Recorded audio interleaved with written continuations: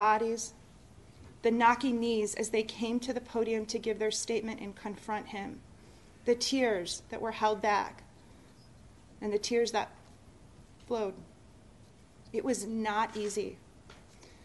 It was of no pleasure for these victims, but we bore witness in this room to real and unfiltered and raw trauma.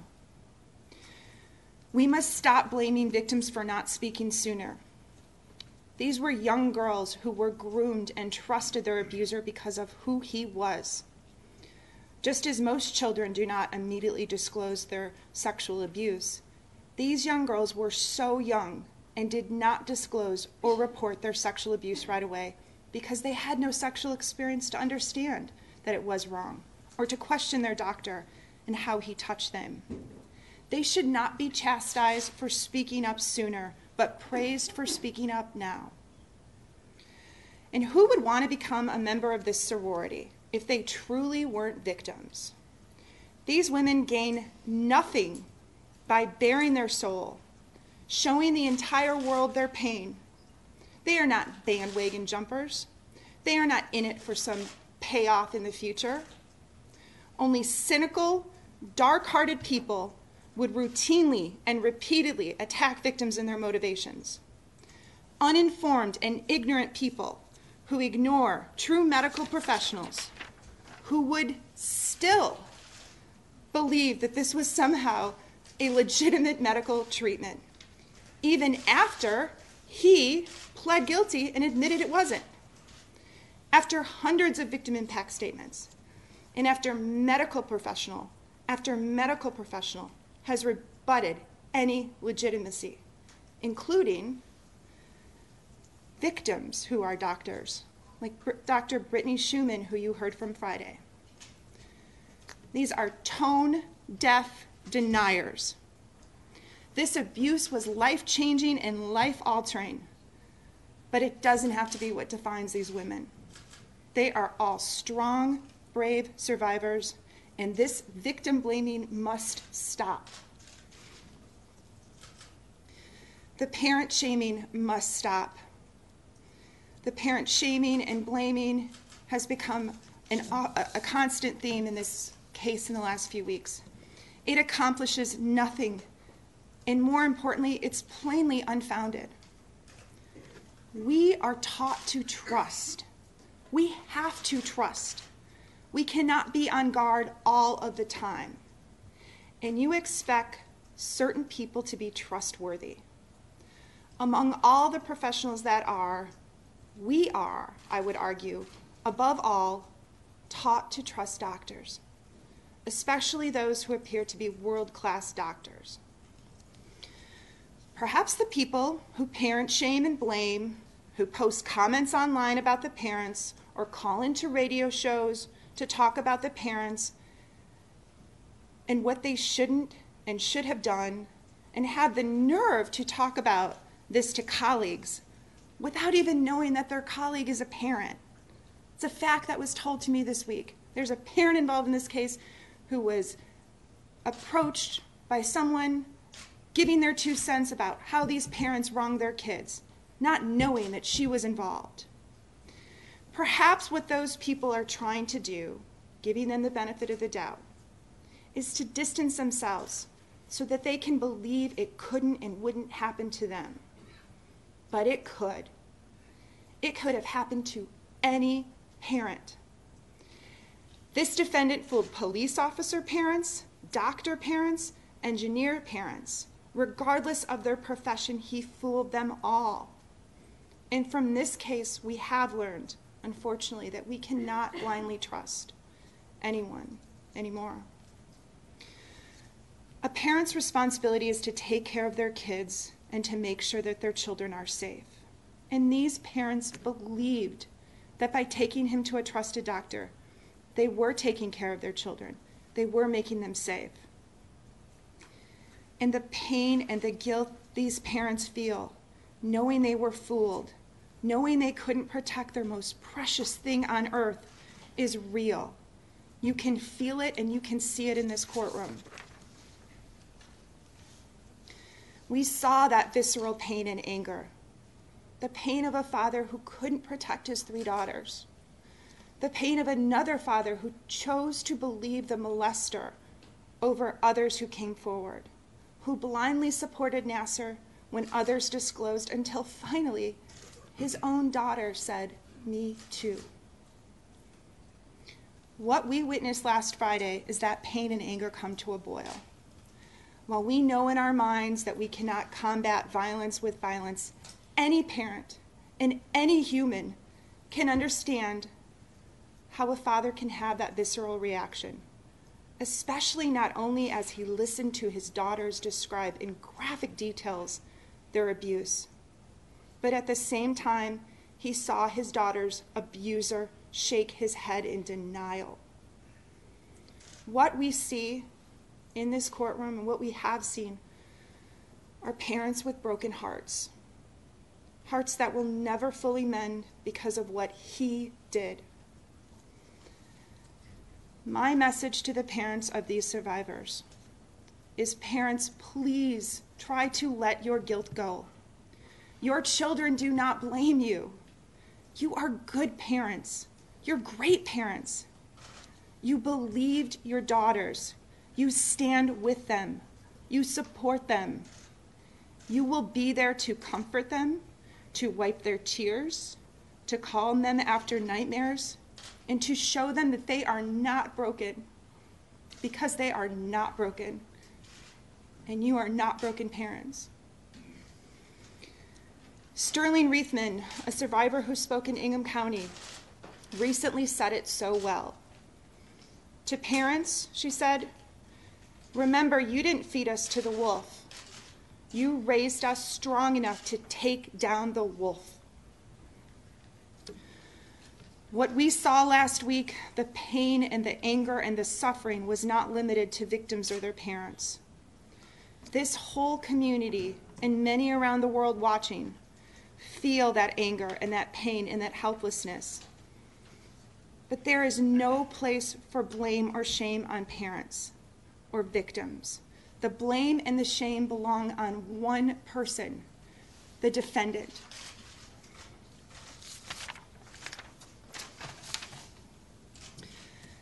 This community's pain and anger and suffering has to go somewhere.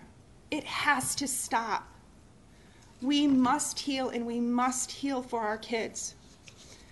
The pain had to go somewhere, and we've seen where it went when it was shrouded in darkness and shame and guilt. The victims' experiences with anxiety and self-harm and addiction and depression and PTSD and suicide attempts, that's where that pain went. I truly believe we have seen the worst of humanity in these last few weeks, and we've also seen the best. We have seen pain and destruction caused by evil, selfish takers. But we have seen how one voice can start a movement, how a reckoning can deliver justice, how investigative journalism can inform and educate and empower other victims to come forward, how a community of support can empower and start healing. To the survivors and the parents and this community, I beg you to use and transform your pain and anger constructively, to fuel change, to use that anger to give you strength to fight these bigger battles ahead. Cast the shame and the guilt aside and cast it where it belongs, on Him. Don't lock yourself up in your own mental prison cell with the anger and the pain and the guilt and the shame. Let the defendant be the only one who knows the inside of a prison. This community is at a crossroads. The pain and anger from the abuse of 250 plus women and the havoc on their families and the affront to the whole community must be transformed into strength. It must blossom and bloom into change and prevention and progress. Something good must come from this. It may be hard to see from where we stand now, but already much good has come from this pain and hardship. Voices of victims are supported and believed and are heard like never before. victims and their parents realize that they are not alone, that they are not the only ones with these feelings of shame and guilt and confusion and anger. Young women have been and are empowered to stand up for themselves. And now we can be sure that a group of determined women can transform into advocates of change. That won't stop and end here when he is taken away for the last time today. How do we continue to move forward and find good from this? Just like Larissa Boyce said, don't forget them. Don't forget the survivors. Don't forget their faces, their stories, their experience, their pain, their anguish, their strength, their bravery. And don't forget their parents and their close relatives. This good will lead us toward the path of healing and reformation. For the survivors, it takes a lot of work and determination to be free of what he did. It is something they will constantly have to overcome again and again and again, and they never know how it will present itself. It takes strength and courage and hard work to overcome what he so cavalierly took. But you have within you that strength and courage, and you have shown the world that this last month. We must seize and focus on that good, but never forget the evil, because the only way to prevent it is to first be aware of it. Sexual abuse in every aspect of society, but especially in these types of settings, lives and breeds in darkness and in secret. The only way to heal and move forward and to protect and prevent others from a similar fate is to bring it out into the open, to shed light on dark secrets through exposing the truth. I want to recenter us back to why we are here. The sentencing that this defendant has admitted to, the acts for which he has pled guilty, and the acts for which he has been convicted. Judge Cunningham, I wholeheartedly thank you and your staff for graciously allowing every victim who wanted to speak to be heard. What we have witnessed in your courtroom and in other courtrooms is unprecedented, but hopefully not the last time that victims will be heard in this manner.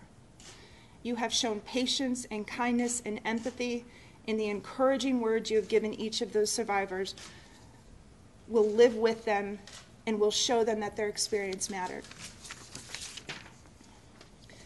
I again thank each survivor for coming forward, for trusting us, for doing what was so hard and difficult, especially at the time of reporting, and especially to those 3 young women who came into a courtroom just around the corner from here and had to testify in court. On behalf of the entire team from the Attorney General's office and the Michigan State University Police Department, we believe you and always have. We thank you, and we are proud to stand up for and with you. You are our heroes. The work done by the Michigan State University Police Department, led by Chief Jim Dunlap and Detective Lieutenant Andrea Munford, was nothing short of tireless excellence. I am proud of the work the entire Attorney General's office team has done in this case, starting with the unwavering and full support of Attorney General Bill Schuette. We have investigated and prosecuted this case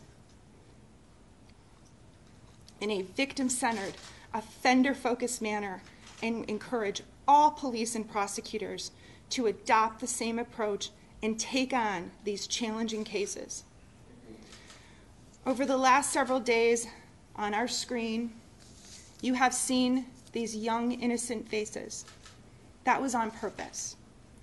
Every day you saw strong, brave, fierce survivors come to the podium, but that's not who the defendant saw. He was attracted to and abused those girls in the picture. But Judge, what you don't see and didn't see and won't see are all the sweet, young, innocent faces of girls who have been spared a similar fate because these brave women all spoke up and never gave up. A criminal sentencing must protect, punish, and deter. Through your sentence Judge Cunningham, I ask you to do all three. I ask you to bring these victims the justice they deserve, and I ask you to follow the sentence agreement and sentence this defendant to 40 years to 125 years in prison. Thank you very much. Thank you very much. Mr. Newford? Statement on behalf of the defendant. Does the defendant wish to make a statement? He will be making a statement as well, Your Honor. The court's well aware that we have a plea agreement in this matter, and the court's aware that my client's already been sentenced 2 prior times. I'm going to ask the court follow the plea agreement. As I indicated in Ingham County, the physical manifestations of my client have not gone unnoticed. And I believe, and he believes, that the manifestations that he's gone through are a direct reflection of the powerful words from the people who've been brought before the court. Their words weigh on him. He's going to take them with him. And I know that he is sorry for the crimes that he's committed, that he's admitted to, and that are the focus of this sentencing today. So with that, my client wants to address the court. Please raise your right hand. Do you swear to tell the truth, the whole truth, and nothing but the truth under penalty of perjury? Yes, Your Honor. Yes, Your Honor. Go ahead. The words expressed by everyone that has spoken, including the parents, have impacted me to my innermost core. With that being said, I understand and acknowledge that it pales in comparison to the pain, trauma, and emotions that you are feeling. It's impossible to convey the depth and breadth of how sorry I am to each and every one involved. The visions of your testimonies will forever be present in my thoughts. Thank you, Judge.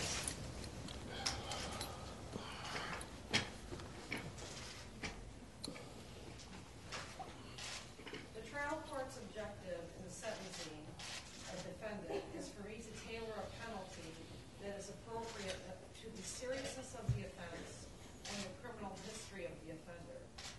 The framework of an appropriate sentence consists of 4 basic considerations: the likelihood or potential that the offender could be reformed, the need to protect society, the penalty and consequence appropriate to the offender's conduct, and the goal of deterring others from similar conduct. In looking at the first factor that I must consider, the likelihood or potential that the offender could be reformed, there are no facts on this record, nor has the court been provided with any basis to believe that this defendant could be reformed. In fact, just the opposite exists. The defendant methodically planned and carried out years of molestation against children by gaining not only their trust, but the trust of the adults in the institutions who would have been there to protect them. The defendant also molested adults who trusted him based upon his reputation and credentials. Furthermore, when the defendant was interviewed in the Eaton County Jail for the pre-sentence investigation, he did assert that when he pled guilty and stated his acts were not for a legitimate medical purpose, that was not accurate. This was after the defendant had sat in an Ingham County courtroom and listened to the statements of 156 women and girls that he molested. Now, I recognize that the defendant has since reaffirmed his plea agreement and the statements that he made in support of this plea agreement. But I am not convinced that you truly understand that what you did was wrong and the devastating impact that you have had on the victims, their families, and friends. Clearly, you are in denial. You don't get it. And I do not believe there is a likelihood that you could be reformed. The second factor the court is to consider is the need to protect society. There is absolutely no question that society must be protected from wearing acid. It is unfathomable to think about the number of victims that would have been spared had authorities acted upon the complaints received years ago. But that is a discussion for a different time and a different place. Today, the issue for this court, the responsibility of this court, is to exercise the authority that I do have to protect society from you, which is what I intend to do. The third factor is to consider the penalty or the consequence appropriate to the offender's conduct. The offender's conduct has been described in this courtroom, and the impact of that conduct has been shared with the court. I have heard from individuals that participated in gymnastics, soccer, figure skating, rowing, softball, cheerleading, wrestling, diving, dancers, track and field, and others who were not in sports but had suffered back, knee, or other injuries. The conduct of the defendant has robbed these girls and women of one of the most truly important human qualities, trust. Many have struggled not just to trust men in general, but it has impacted their relationships with their fathers, grandfathers, uncles, brothers, husbands, boyfriends. This is because of the grooming done by the defendant. The defendant getting both the victim and their families to trust him, leaving each of them to question, if Larry was nice and I trusted him, how can I be sure others that are nice to me will not hurt me? It is heart-wrenching to hear from mothers afraid for their children that many of the normal motherhood, childhood experience is being overshadowed by a fear and an anxiety that they have for the well-being and safety of their children caused by your acts.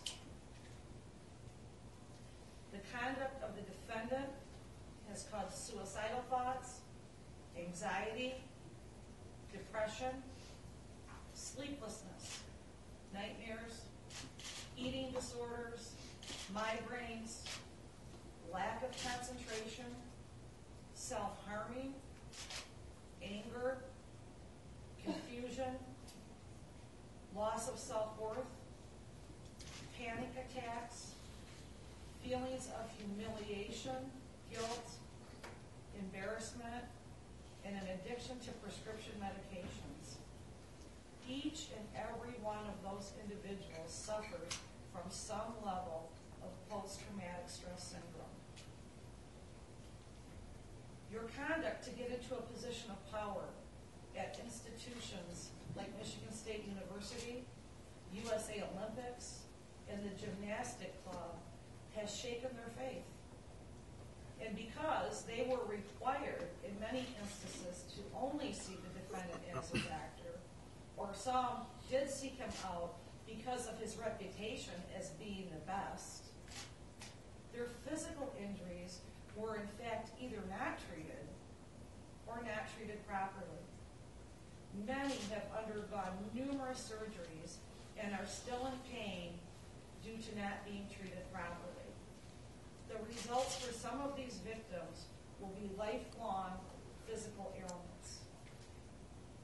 The depth and the tragedy is incomprehensible. It spans the country and the world.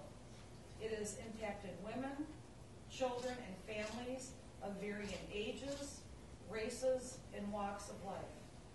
Individuals that have suffered physical and emotional harm as a result of your actions live all over the country and the world. I have heard statements of individuals that live in Michigan, Delaware, Arizona, Colorado, Ohio, Florida, Nevada, Chile, London, and France. It is also evident that there are an infinite number of victims that still have not been heard from or counted. Your criminal conduct did not just hurt the victims, but it also hurt everyone who cared about them. Your conduct has impacted every aspect of the lives of each of the women and the young girls. I have heard and considered each of their stories. Their stories are not redundant, even though many of the descriptions of the grooming by the defendant were eerily similar. One victim made the observation that often one victim is seen as a tragedy, but 100 victims are seen as a statistic. That concern is understandable. It is not true in this court. The ramifications of each person is unique. Each person's thoughts and feelings are important. Each voice in each story does make a difference.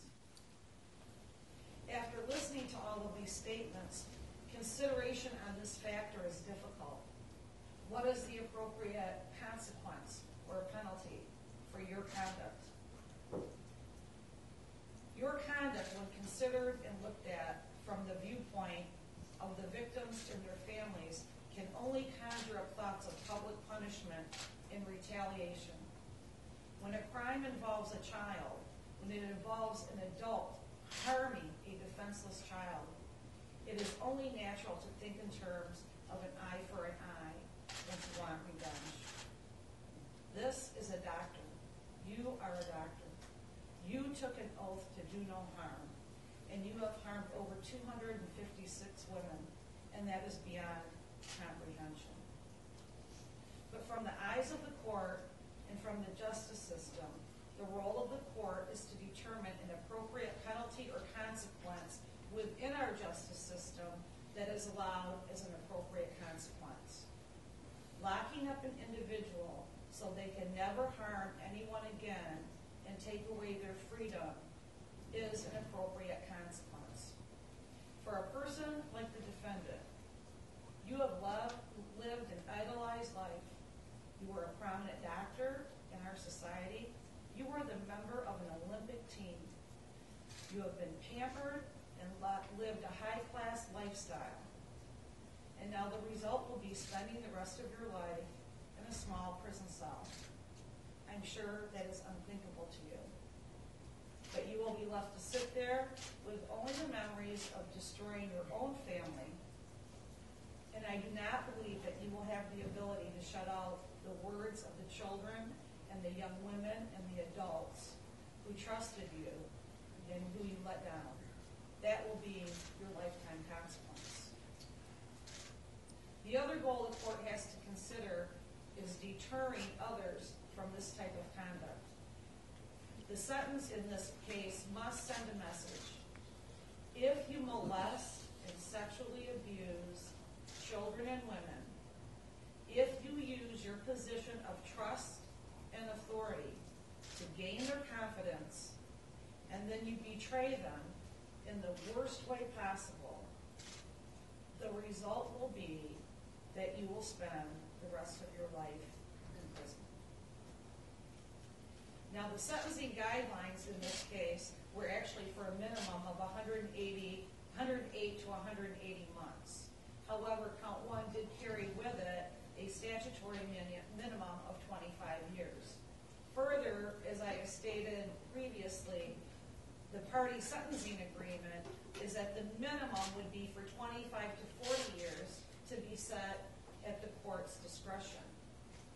But the court must also set a maximum number of years.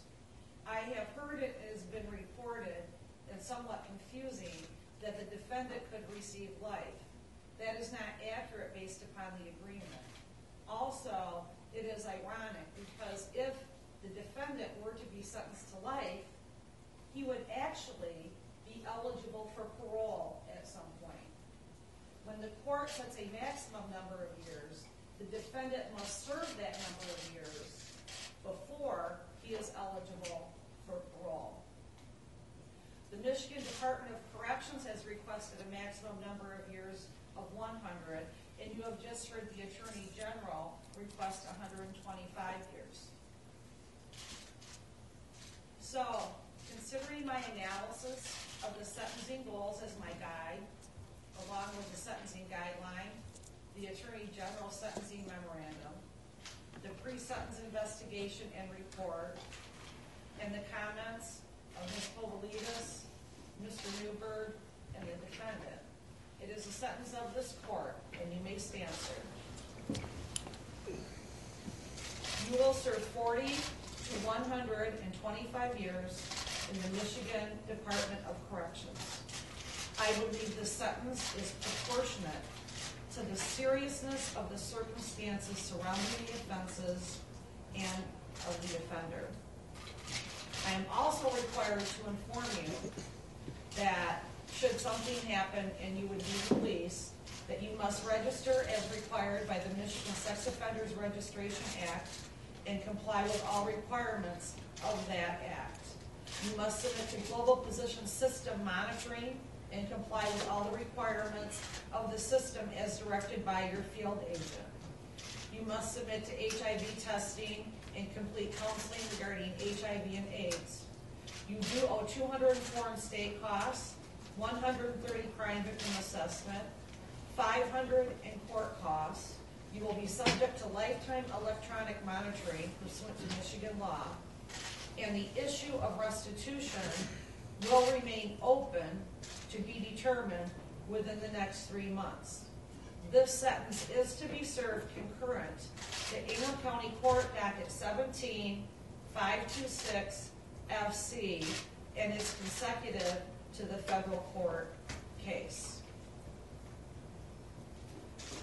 Because you entered a plea, you do have the right to seek leave to have your sentence reviewed on appeal. If you cannot afford appellate counsel, one will be appointed for you. If you wish to exercise that right, you must do so in writing within 42 days of today's date. Mr. Newberg. Your Honor, he's received his notice of appellate rights, providing that to the court staff. Ladies and gentlemen, this now ends the criminal legal proceedings involving Larry Gaspar. I realize that it does not end the emotional and physical suffering he has caused. I am in awe of each of you, and I appreciate your efforts to provide me with your statements, flying in from Europe, all over the country, submitting videos, taking time off work, missing classes. You basically put your lives on hold. You will always be in my thoughts and prayers.